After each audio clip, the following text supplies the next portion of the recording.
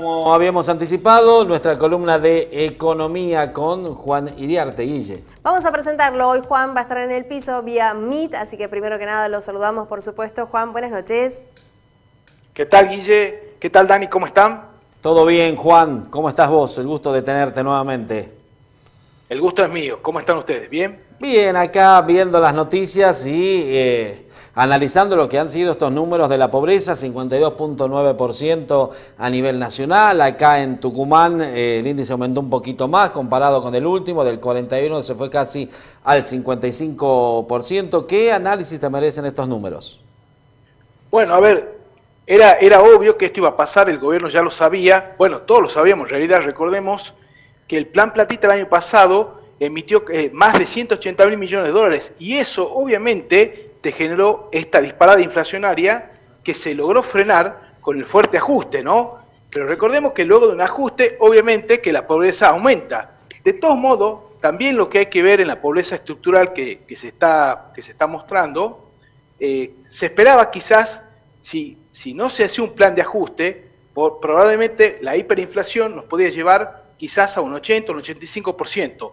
Lo real es que 52,9%, si bien es un dato muy alto, la expectativa es que a medida que empieza a arrancar la economía, eso vaya reduciendo, ¿no? También hay que tener en cuenta que esto tiene que ver no solo con el ajuste, sino también con blanquear de alguna forma el tema de las tarifas, ¿no? Recordemos que en los datos de pobreza estructural que se midió hasta diciembre del año 2023, que daba 43% de pobreza estructural, pero no se medía ahí con el impacto de las tarifas ajustadas. Hoy, con tarifas plenas, recordemos que, por ejemplo, el tema de el combustible, que la semana que viene va a bajar un 3%, hoy lo estamos pagando a lo que es a precio internacional. El año pasado teníamos subsidiado casi el 80%, entonces eso no entraba en los datos de pobreza estructural.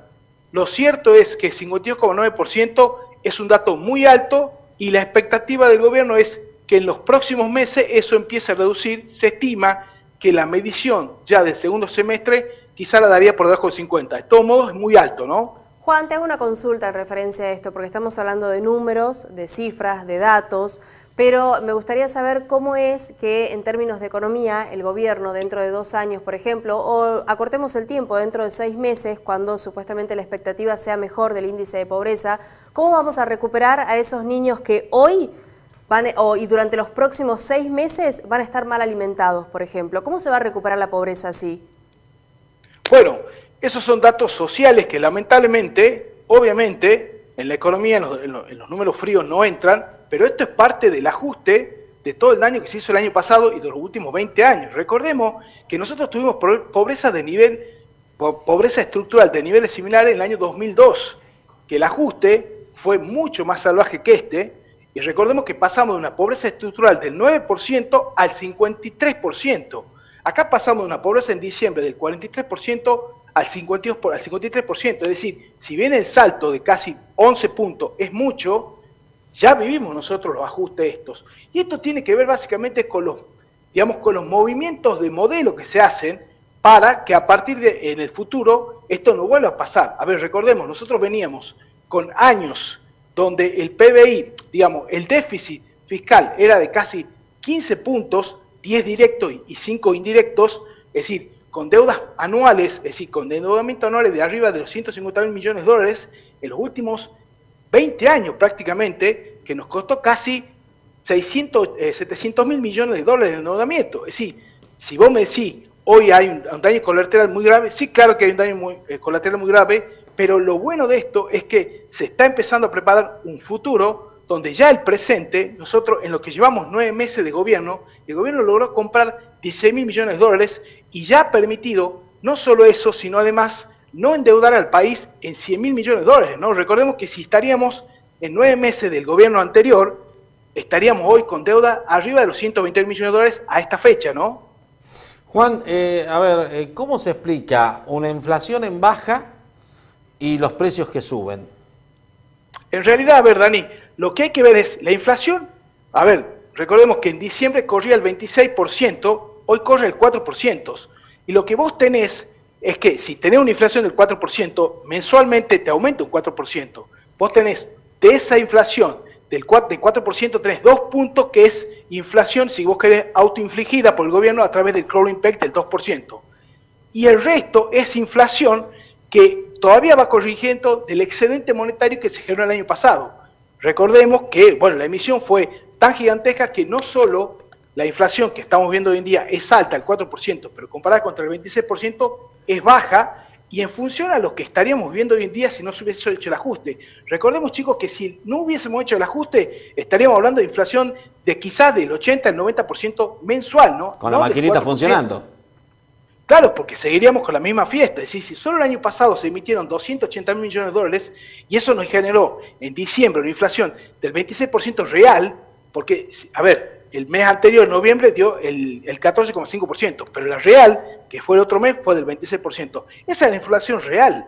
El ajuste lo que te permite de alguna forma es empezar a frenar eso, y es por eso que saltamos a un 53% de pobreza estructural, ¿sí? 11 puntos más, pero vos pasás a frenar también la inflación del 26, 25,9, la pasás a frenar al 4%.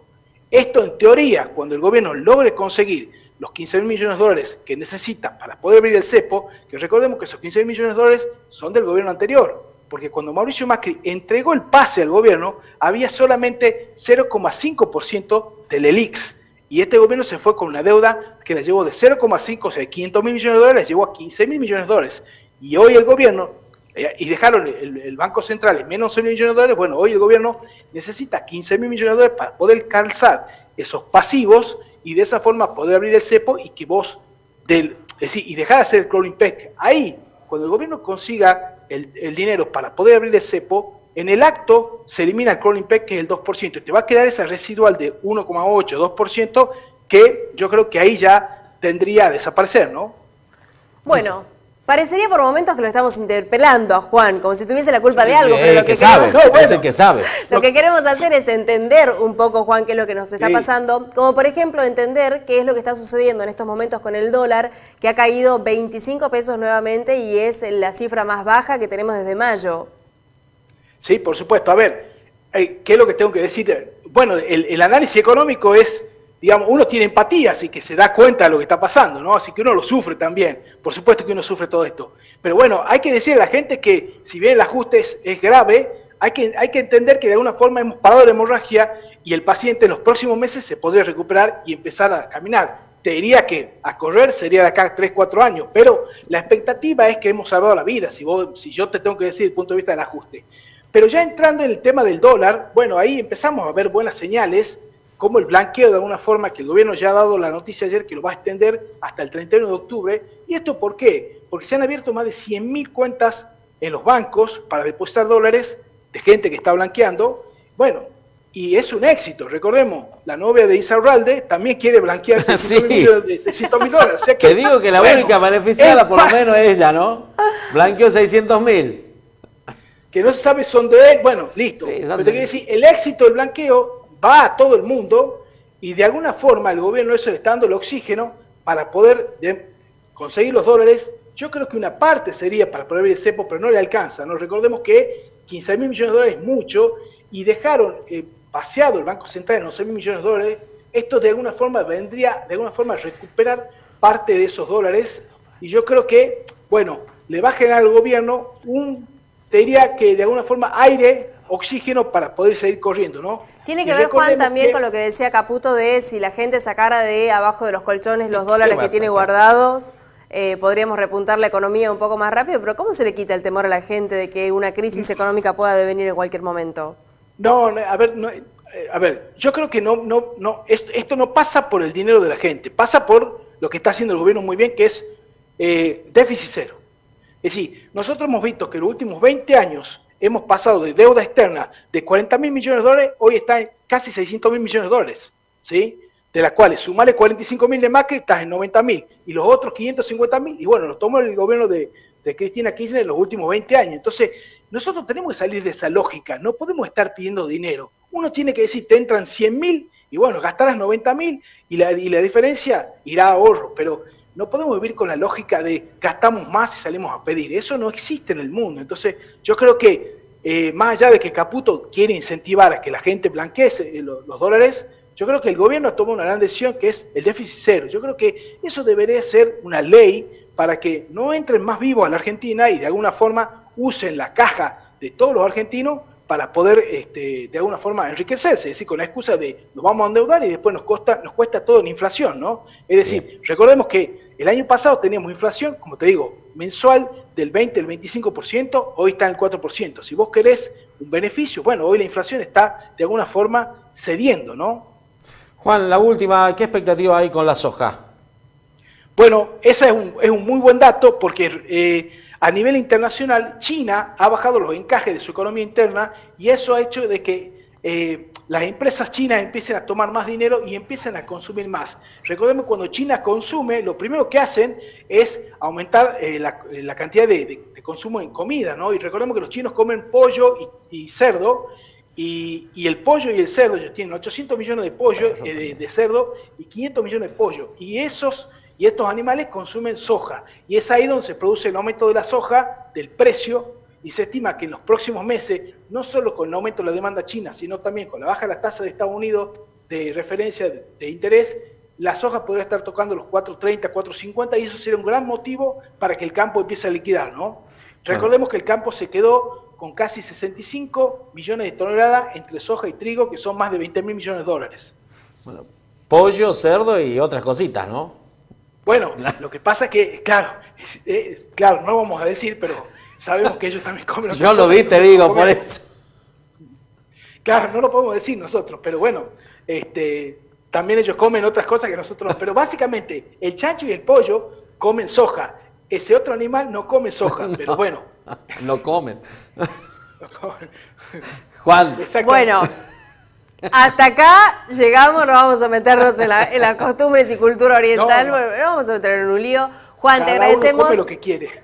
Inmensamente por el espacio que compartís todas las semanas con nosotros. La intención siempre es poder llegar a los hogares de las familias tucumanas para entender y desentramar un poco la economía argentina, que por momentos se ve tan complicada de afuera con tantos números, cifras, índices. Pero lo importante es siempre tener la mirada y la reflexión de un especialista en el tema para saber hacia dónde vamos orientados. El nuestro y de confianza es siempre Juan Iriarte. Juan, gracias.